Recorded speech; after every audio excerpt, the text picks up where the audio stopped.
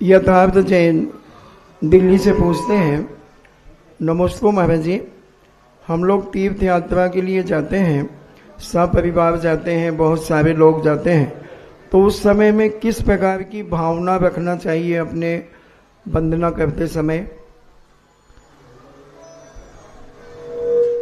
सबसे पहले तो हम अपने जीवन में कोई ऐसी बुराई हो जिस बुराई से तुम खुद परेशान हो, तुम्हारे परिवार वाले परेशान हैं, धर्म परेशान है, जाति परेशान है, उस बुराई को छोड़ने का प्रयास करना चाहिए। यदि तीर्थ यात्रा करने से हमारी एक बुराई भी छूट गई तो तीर्थ यात्रा करना सफल है।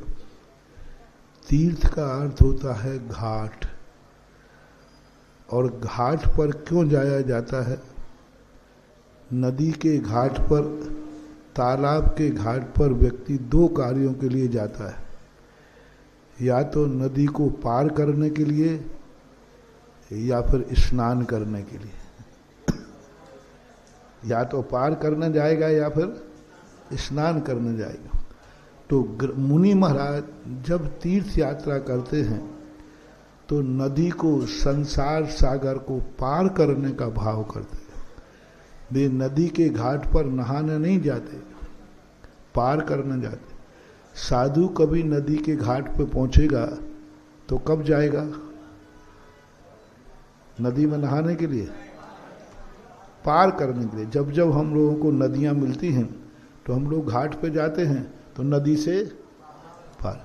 और आप लोग घाट पे जाते हो तो नदी के, तालाब के, तो दो तीन कार्य हैं, डुबकी लगाने के लिए, नहाने के लिए, कपड़े धोने के लिए, अथवा अच्छी नदी है तो पानी आदि प्राप्त करने।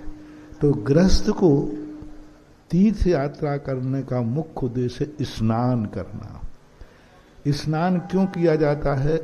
शरीर की गंदगी दूर करने के लिए। तो तीर्थ यात्रा पर जाने के लिए अपने जीवन की कोई गंदी चीज छूटना चाहिए। ऐसी गंदी चीज जिससे तुम खुद परेशान हो, तुम्हारे माता पिता परेशान हैं, परिवार परेशान है, जो तुम्हारे कुल और जाति को कलंकित करने वाली है, जिसके कारण से तुम्हारे जीवन का विकास नहीं हो रहा है। ऐसी यदि तीर्थ यात्रा के समय कोई गंदी चीज छोड़ दी तो आपका तीर्थ यात्रा करना सफल हो जाएगा, क्योंकि आपने स्नान कर दिया। दूसरी बात, घाट पर पानी पीने के लिए जाया जाता है, तो वहां से कोई एक अच्छी चीज का नियम लेके आना चाहिए। अच्छे कार्य का कोई अच्छा कार्य का नियम लेके आना चाहिए। मैं प्रतिदिन नमोकार मंत्र की माला फेरूंगा, मैं प्रतिदिन प्रार्थना करूंगा, भक्तांबर पढ़ूंगा, मैं 1 घंटे मौन रहूं। कोई ना कोई अच्छा कार्य है जिस कारण से तुम्हारी आत्मा को संतुष्टि हो, परिवार को भी अच्छा लगे, और धर्म शास्त्रों के अनुसार एक नियम लेना। ये 2 कार्य तीर्थ यात्रा है।